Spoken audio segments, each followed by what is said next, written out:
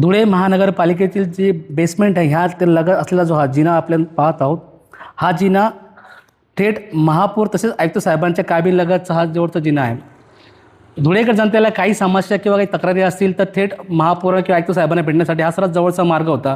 काही वृद्ध लोक त्यांच्याकडे जात असतील तर त्यांना हा सर्वात सोयीस्कर असा मार्ग होता. मात्र हा रस्ता, हा जिना का बंद करण्यात आला, हा सर्वात मोठा प्रश्न आज लोकांना पडलेला आहे.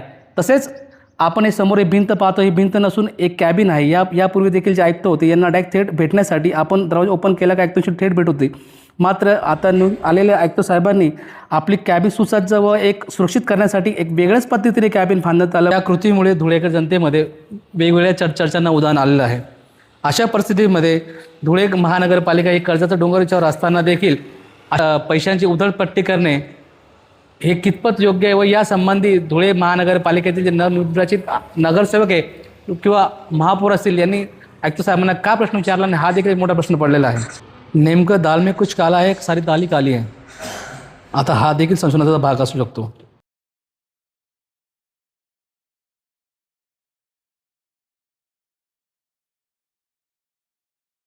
नमस्कार, आता आपण आहोत महानगरपालिकेच्या आयुक्त साहेबांच्या कॅबिनजवळ. लोकांच्या मनातले जे काही प्रश्न, शंका किंवा प्रश्न आहेत त्याप्रमाणे आज हे आपण पाहू शकता की ज्या प्रकारे धुळे शहरामध्ये हे आयुक्त साहेबांचं कॅबिन आहे.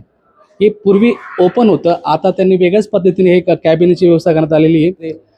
अनेक IPS अधिकारी, IAS अधिकारी असतील, यांचे देखील कॅबिनेट इतका सुसज्ज, इतका प्रोटेक्शन प्रमाण नसतील. मात्र कापणी साहेबांना एवढं प्रोटेक्शनमध्ये राहण्याची काय गरज आहे? मुळात मुद्दा असा येतो की आपण या ठिकाणी नागरिकांसाठी बसला तर नागरिकांच्या सर्व्हिससाठी आपण तत्पर आपण असणं गरजेचं आहे. मात्र अशा प्रकारे स्वतःला डांबून ठेवणं किंवा सुरक्षित ठेवणं, नेमका हा प्रकार कसला, हाच मुळात मुद्दा कळत नाही आहे.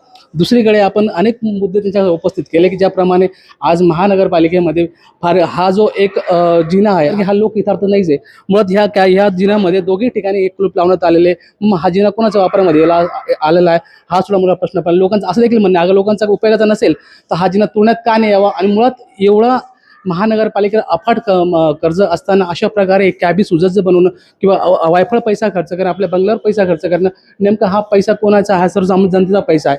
मग मुळात या पैशाची उधळपट्टी करण्याचा अधिकार यांना कोणी दिला? दुसरीकडे मुद्दा असा उपस्थित होतो की आज धुळे शहरामध्ये 2 ते 3 महिने निवडणुका होऊन देखील आज या ठिकाणी महानगरपालिकेमध्ये महासभा होत नाही आहे. कर्मचाऱ्यांचे पगार थकीत आहे. महानगरपालिकेवर वीज बिल थकीत असताना देखील अशा प्रकारे उधळपट्टी करण्याचं काम जोरात चाललेलं आहे. आणि दुसरीकडे आपण पाहू शकता की याच आयुक्तांविषयी सांगलीमध्ये देखील अशा प्रकारचे काही गंभीर स्वरूपाचे आरोप करण्यात आले. शिंदे गटाचे जे संजीव विभूती यांनी असे आरोप केले होते की त्या ठिकाणी देखील करोना काळामध्ये काही मोठ्या प्रमाणात भ्रष्टाचार झाला आहे. तसंच खिचडीमध्ये देखील त्यांनी काही भ्रष्टाचार केला. म्हणजे अन्नधान्यामध्ये आपण लोकांना सुविधा पुरवल्या त्यानंतर ते 300-350 प्रमाणे काहीतरी पैसे लाखोच्या घरात उघडण्यात आले असं देखील त्यांना सांगण्यात आले.